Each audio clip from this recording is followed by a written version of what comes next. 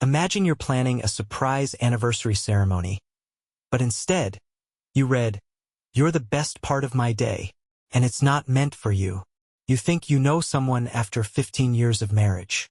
You think you've weathered the storms, infertility, career changes, life's quiet betrayals. You think you're planning a vow renewal on the beach to celebrate your love story. And then you find the iPad. You see the messages. And suddenly, the life you thought was yours shatters with one sentence. 3 months of stolen afternoons and I still can't get enough of you. 15 years. 15 years of memories, heartbreak, joy, and every ordinary morning in between. I was standing barefoot on the wraparound porch of our beach house, stringing up the last of the fairy lights for the surprise vow renewal I had planned for Elena. The waves were close enough to taste in the salty breeze, and the late summer sun was dipping behind the dunes, turning the sky gold. I thought I was doing something good, something meaningful. It was supposed to be a surprise. Our daughter Sophie was in on it. We'd flown her best friend in from out of state just to keep her distracted while I prepped everything. The beach house had always been Elena's dream escape from the world. The place, she said, reminded her why we fell in love. That's when I saw it. Elena's iPad, left open on the porch swing. Unlocked. Notification banners glowing against the fading light. It was stupid, really. I wasn't snooping. I just glanced like any husband would. And then I read it. "Ryan, can't wait for our Thursday getaway. 3 months of stolen afternoons and I still can't get enough of you." Everything else stopped. The ocean faded. The birds went mute. The string lights in my hand dropped. Forgotten. I picked up the iPad, my hands already shaking. I didn't want to believe it. I needed there to be some innocent explanation. But the messages kept coming, like a slow drip of poison. "You're the best part of my day. Last time was amazing. I keep replaying it in my head. We have to be more careful. Nate's not dumb. Ryan, her coworker, her business partner, the same man I'd grilled ribs with on Memorial Day. The same guy who hugged me like a brother at Sophie's recital." I sat down, iPad resting on my knees, trying not to throw up. For weeks, no months, Elena had been disappearing for client meetings, canceling dinner plans, heading off for long wellness days. And I, like a fool, had smiled and kissed her goodbye each time. I thought back to the calendar. How every Thursday she'd vanish for a few hours. How Ryan had started working remotely more often. The pieces clicked in like rusted gears grinding into motion. Still, I didn't confront her. Not yet. Instead, I looked for more. Over the next few hours, while the sun sank behind the ocean and the house filled with soft jazz and candlelight for a ceremony that would never happen, I tore apart the quiet life I thought we had. I checked receipts, her recent credit card statements, charges for champagne and boutique motels when I was out of town on business. I remembered Sophie's innocent mentions over the past few months. Uncle Ryan picked Mom up early from yoga again. The way her voice faltered, like she didn't know if she should be saying anything. My stomach twisted as I realized the truth. Sophie knew, at least part of it. She had seen more than she ever should have. My sweet, observant daughter had probably been carrying the weight of her mother's betrayal, not knowing what to do, not wanting to break my heart. But it was already broken. That night, I sat on the porch until the candles burned out and the tide rolled in close. Elena never showed. She texted around 10. "Last-minute meeting. Don't wait up, red heart." I didn't text back. I just stared at the screen, numb. This was supposed to be our second beginning. Instead, it was the start of the end. And I wasn't about to let it slide. I woke up the next morning with the iPad still in my hands and a hangover that had nothing to do with alcohol. The ocean was still there, the sun still shining, but everything looked different. Like the light had changed just enough to show me the rot beneath the surface of what I used to think was my perfect life. I knew I couldn't go to Elena with just a few screenshots and suspicions. She'd gaslight me, twist it, maybe even cry her way out of it. No, if I was going to confront her, I needed to be sure, airtight. So I did what any betrayed man with too much time and just enough money would do. I hired a private investigator. A week later, he delivered everything I feared. Photos of Elena and Ryan, hand in hand at a secluded cabin 2 hours outside the city. Her head on his shoulder, his hand on the small of her back. That same fake smile she used to give me when she didn't want to argue. Dates, timestamps, hotel registrations. And worst of all, a pharmacy receipt. Emergency contraception. Bought by Ryan. Just last month. That broke something inside me I didn't even know was still intact. But it didn't stop there. The investigator dug up more. He asked if I wanted the full background check on Ryan, and at that point, I didn't just want it, I needed it. Turns out this wasn't their first affair. 6 years ago, during the worst chapter of our marriage, when Elena and I were knee-deep in fertility treatments, miscarriages, and silent dinners, she'd turned to him then, too. They'd reconnected at some real estate gala. I remember that season so clearly. I thought we were breaking down because we were grieving. I thought maybe if I just held on tighter, loved her harder, we'd get through it. But she'd already slipped away back then. And she never really came back. Now, knowing it was Ryan, both times, made it so much worse. Like this wasn't just cheating, it was a damn tradition. I found myself replaying everything. Her nervous laughter when I'd joke about Ryan's bro hugs. The way she'd glance at her phone and smile when she thought I wasn't looking. All those business trips that never quite made sense. It was all so obvious now. And still, I hadn't said a word to her. I needed to be calm. Strategic. Because this wasn't just about her betrayal anymore, it was about what I was going to do with the truth. The next puzzle piece came from Sophie. It was a quiet Sunday afternoon when she wandered into my office holding a phone. Not her phone.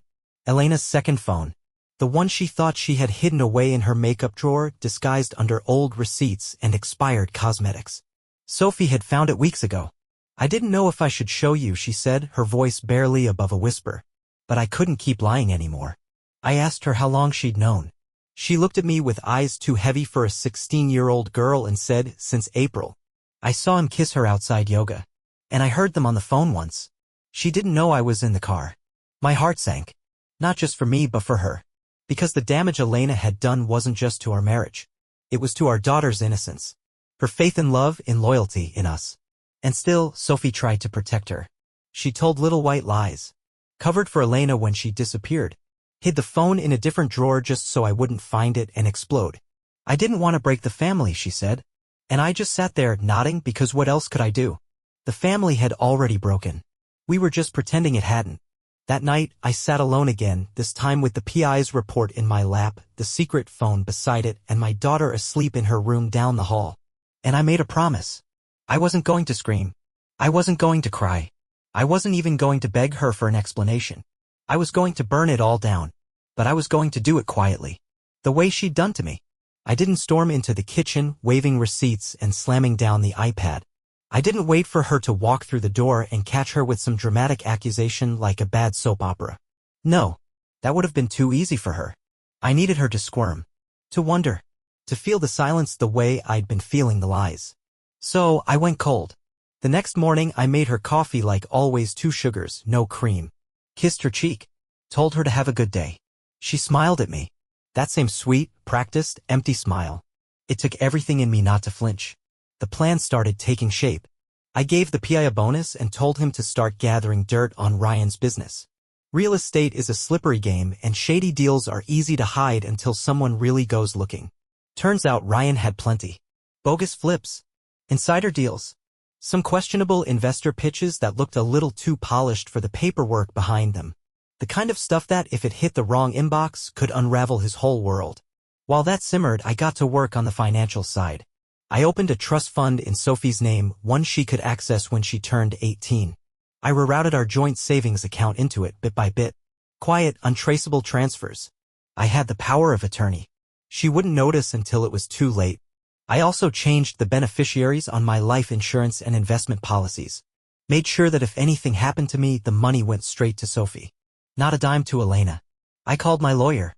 Told him I needed divorce papers drafted, but not served. Not yet. There was one last piece to move before the final checkmate. The confrontation. When it finally happened, it wasn't dramatic. It wasn't loud. It was clinical. Intentional. It was surgical. We were sitting on the patio sharing a glass of wine at sunset. She looked at me like nothing was wrong. Like she hadn't been betraying me with the same man for years. I asked her, "Do you ever regret anything?" She paused. "Of course. Who doesn't?" I nodded. "Even things you keep secret?" She blinked. Where is this coming from? I just stared at her. Not angry, not sad, just knowing. And that's when she panicked, just a flicker, a breath too quick, eyes darting. She laughed nervously. Is this about my credit card again? I told you that spa charge was for a client gift. I smiled. That's what I figured. Then I stood up and walked inside. I left her sitting there, glass halfway to her lips, trying to figure out if I knew what I definitely knew. A few days later, I sent Ryan an email. Anonymous. Just a link. A secure folder filled with screenshots, reports, and a short message. I know everything. She's not worth your career. I never heard back from him directly. But 2 days after that, Elena came home early. She looked rattled. Said Ryan canceled a major deal out of nowhere. Told her they needed to lay low for a while. I nodded like I didn't care. Inside I was smiling. Because the dominoes were starting to fall. But I wasn't done yet. I had one last move. One final twist. A perfect, devastating finale that would happen on the day it was all supposed to come full circle. Our 15th wedding anniversary. The day she thought she'd be smiling in front of friends, family, and photographers.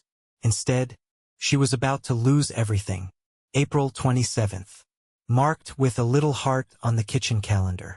The same date engraved inside her wedding band. 15 years since we said forever on that windswept cliff in Carmel. Just the two of us and a minister who barely made it up the trail.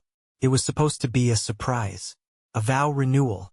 Just close friends and family. An intimate sunset ceremony at our beach house, followed by wine, music, and candlelight. I'd booked the same guitarist who played at our first wedding. Sophie had even helped me pick out the exact bouquet Elena carried down the aisle that day, white tulips and eucalyptus. But that's not what she got. That morning, I made sure everything was perfect. The flowers arrived right on time. The gallery staff where Elena worked was bustling, prepping for what she thought was her moment, her biggest exhibition yet.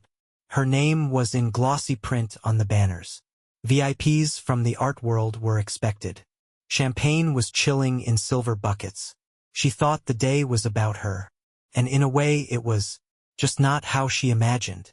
While she was at the gallery, getting her makeup done and soaking up the attention, I delivered my final blow.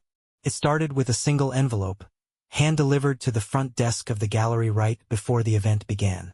Inside, divorce papers, neatly clipped to the back of a black leather-bound photo album. On the front, embossed in gold, were our names.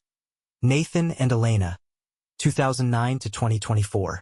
The receptionist, bless her heart, walked it right up to Elena just as she was greeting the first round of guests. I wasn't there in person. No, I was parked a block away, watching the chaos unfold from the comfort of my truck, sipping coffee like I hadn't just set fire to the life we built. She opened it right there on the floor. Inside the album were 15 photos, one for every year of our marriage. Our wedding day, our first home, Sophie's first steps, vacations, Christmases, movie nights in flannel pajamas. And then, tucked in the back flap, the private investigator's report. Full color, dates, times, photos. Ryan and Elena at the cabin, at the lake house, walking into a hotel room, smiling like teenagers on spring break. And behind that, a handwritten note on our old stationery. Enjoy the life you chose. I can only imagine what happened next. Whispers, the flush draining from her face, her hands trembling as she tried to close the album. Eyes darting to see who saw what. She had no idea how many of the people in that room already knew, because I'd sent the report ahead of time. To her clients, the ones she courted for years, the patrons who funded her gallery dreams, people who didn't take kindly to scandal, especially the kind that spilled into their curated, delicate world of luxury and image. Ryan, he got his own package, except his was worse. I made sure every investor, every business partner, every silent backer who ever signed a deal with him got a neatly organized folder outlining every real estate scam, unethical deal, and forged signature the PI had found, tied up with a bow. Within hours, his name was poison. Phones stopped ringing. Deals dried up. and by that night, his office had been cleared out. I heard Elena tried calling me later that evening. 5 times. Voicemail. She left a message once. It was just her breathing. Shaky.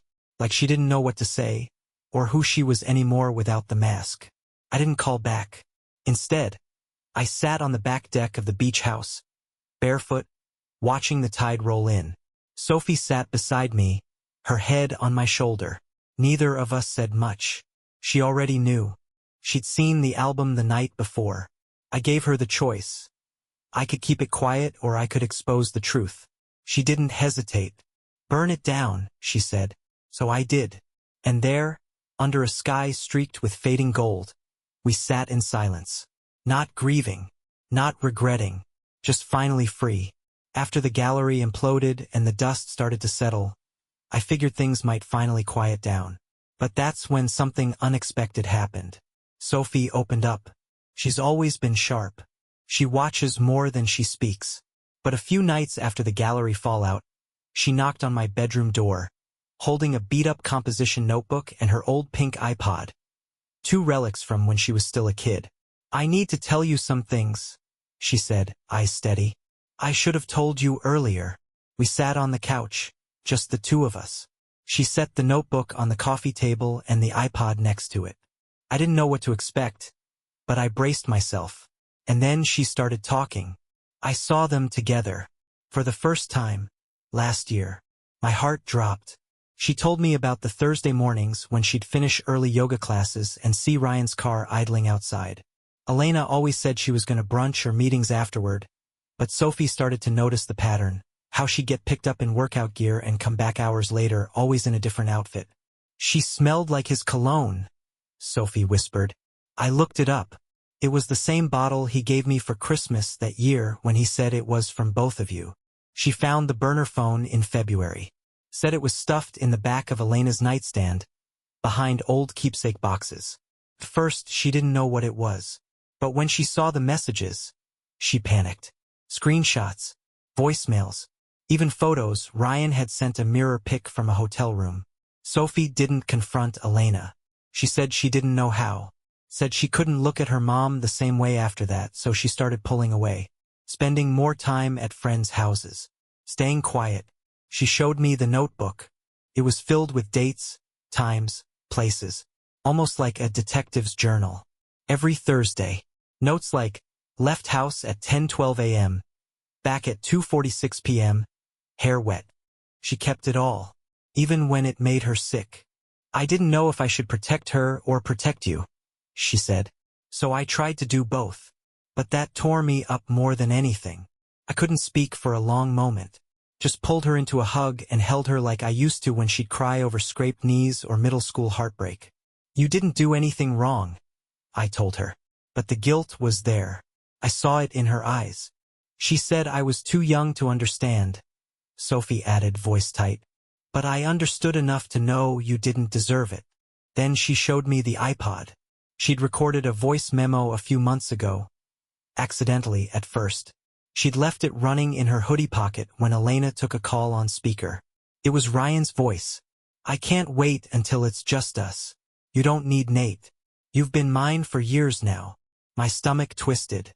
Sophie pressed play and let me hear it. There was no denying it.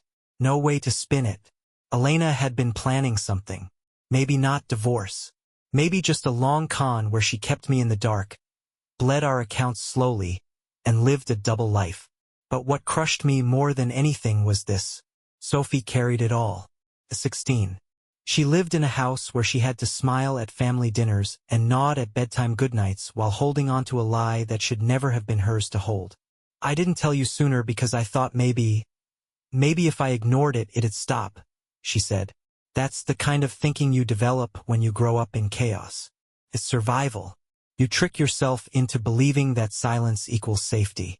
I told her I understood. Because I did. And then she asked the question I hadn't prepared for. "Do you still love her?" The truth?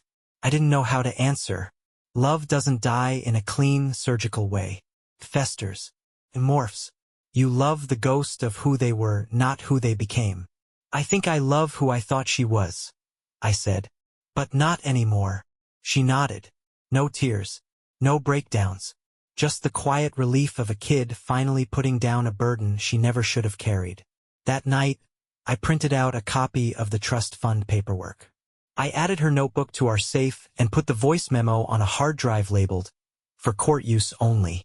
Because if Elena thought she could spin this into some custody battle or asset grab, she was dead wrong. Sophie was done playing nice. And so was I. You know that old saying, "Don't start a war if you're not ready to lose everything"? Turns out Ryan never learned it. I wasn't just aiming to hurt him. I wanted to dismantle the life he built one lie at a time. Not out of spite, but out of justice. The kind of justice you feel deep in your chest when the truth's been choked out for too long. Once the PI handed over everything, I started leaking it in doses, just enough to get people talking, to make them look twice, to plant doubt. Nothing screams credibility like anonymous, well-organized proof. I made sure every email had the right timestamps, every photo matched to property addresses, and every audio file was crystal clear. I sent the first batch to his investors.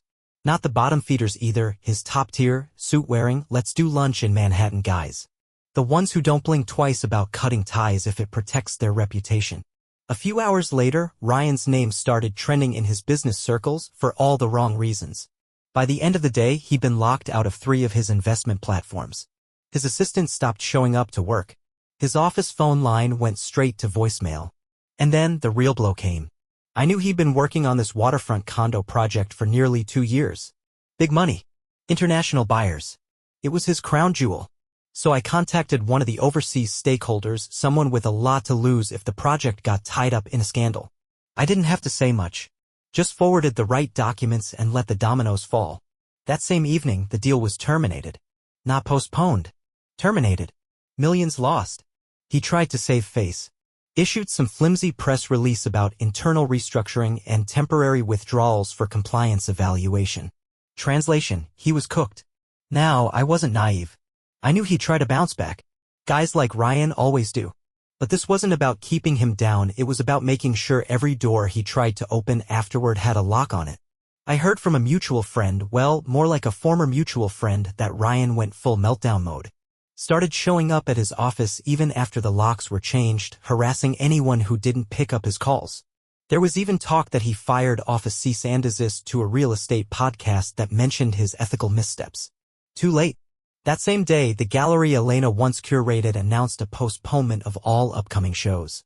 Another friend of mine, an art buyer who had been at the unveiling when the album was delivered, told me some guests walked out without a word. Others stayed just long enough to watch the chaos unfold. Some even took photos of Elena's face when she flipped to the PI report in the album. Cold. White. Like the blood drained out. Apparently, she tried to pass it off as a cruel prank. But the gallery owner had already seen the investor leaks. And they weren't willing to take chances. Word spread fast. One of Elena's biggest clients, an interior designer with Hollywood connections, publicly cut ties. Pulled 2 pieces from her show and announced on social media that they don't support artists who compromise family and integrity. She lost 3 commissions in 2 days. Her calendar? Empty. Her gallery career? Ice cold. And while all this was happening, she started texting. Not just me. Sophie. At first, they were soft.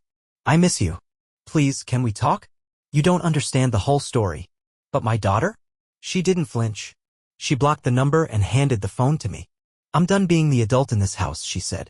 That one hit me hard. Because she'd been one for far too long. Meanwhile, I was putting the final nails in the coffin. A few remaining assets, shared accounts, the car, the second mortgage got divided and shifted. I took what was mine, handed what little was left to my attorney, and told him, don't let her touch Sophie's fund. He said, you got it.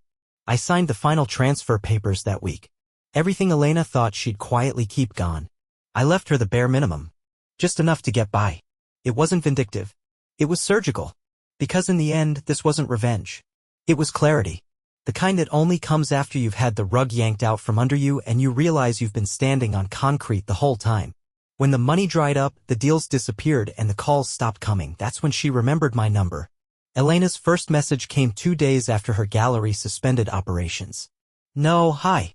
No, I'm sorry. We need to talk. Please. I didn't respond. The second message came the next morning. Nathan. I know what I did. I I didn't think it would all fall apart like this. Can we meet? Still nothing from me. That's when the voicemails started. I made a mistake. A huge one. I wasn't trying to hurt you, I was just lost. I was scared. Ryan meant nothing compared to what we had. Please, don't throw away 15 years. She sounded wrecked.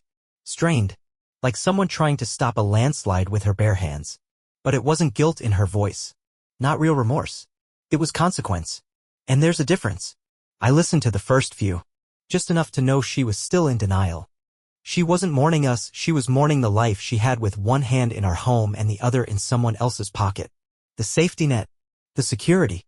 The name she got to wear proudly while building a double life behind my back. Then, one night, she showed up. At the beach house. I saw her car lights through the blinds around 10 p.m. I could have ignored the knock on the door, but part of me wanted to see her face. To look in her eyes now that the mask had cracked. I opened the door and stepped outside. She looked tired.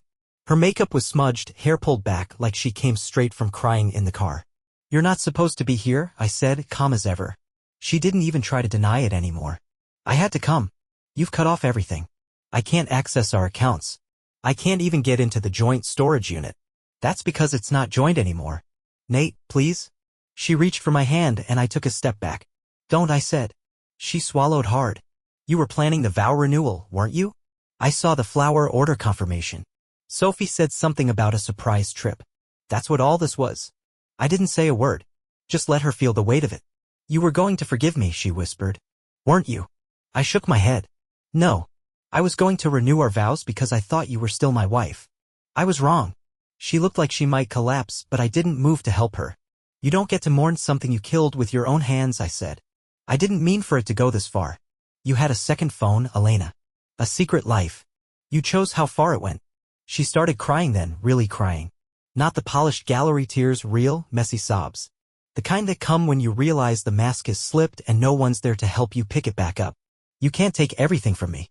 I stepped closer then, not out of sympathy, but because I needed her to hear the next part clearly. I didn't take anything. You handed it all away. Piece by piece. Lie by lie. You threw it off a cliff and thought I'd be standing at the bottom with a net. She looked at me like she didn't recognize the man standing in front of her.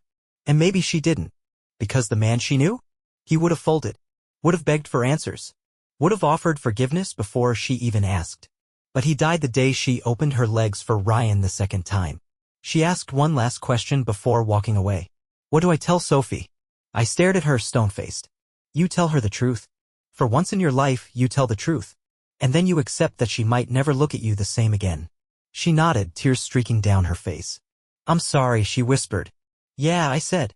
So am I.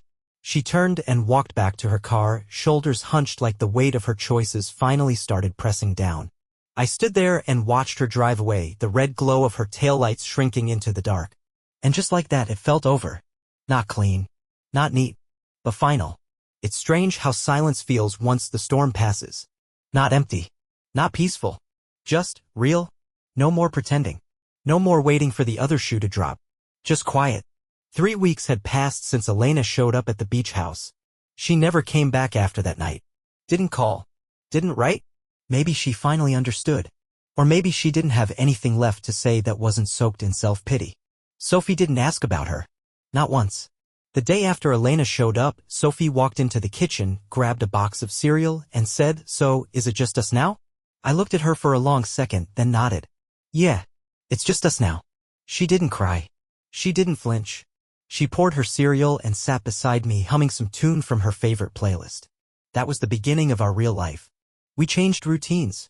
No more dancing around moods, no more tiptoeing through Thursday afternoons or wondering what lies were being whispered behind our backs.